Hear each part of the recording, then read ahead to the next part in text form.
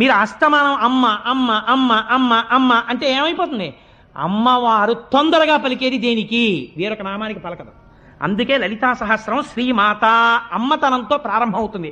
ఆవిడ రాజరాజేశ్వరి అయినా ఆవిడ ముందు అమ్మా అమ్మా అనేటప్పటికీ పొంగిపోతుంది. అంతే, ఏమిరా అబ్బాయి అంటుంది.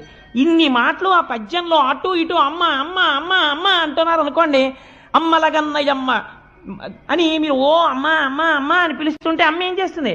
బా పిల్లాడు అస్తమానం అమ్మ అమ్మ అమ్మ అని తినేస్తున్నాడు అనుకోండి, ఎవరో పెద్దవాళ్ళతో మాడుతుంటే ఏమిట్రా అంటుంది. ఇంత విసుక్కుంటూ చూసిన అమ్మ అమ్మ ఆకలేస్తోందమ్మా అన్నం పెట్టమ్మా అంటాడు. ఉండి వస్తున్నాను, ఒక్క 5 నిమిషాల్లో వచ్చేస్తానండి. నేను గబగబా కాస్త ఉసిరికాయ పచ్చడి అన్నం నెయ్యేసి కలిపేసి తింటుండి మళ్ళీ వస్తానంటుంది. ఎందుకని? అలా 4 మాటలు అమ్మ అమ్మ అమ్మ అని పిలిచేటప్పటికి విసుక్కోవడం చేత కానటువంటి దయాస్వరూపము అమ్మ.